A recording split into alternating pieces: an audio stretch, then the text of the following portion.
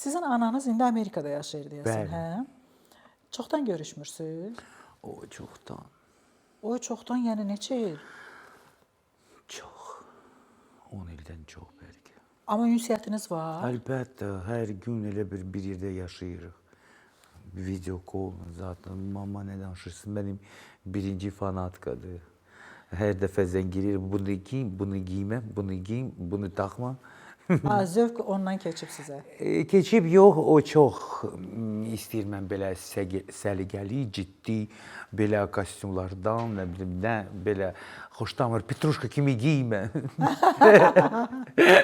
Yəni belə azad stildə geyinməyinizi Xoşlamır, bəli, həmişə bunun müharibə aparır. Və siz niyə onun yanına getmirsiniz? Ananız niyə gəlmir?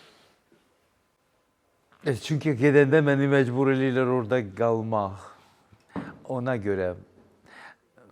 Amma ümumiyyətlə, prosta belə çox səbəbdən getmədim, alınmadı.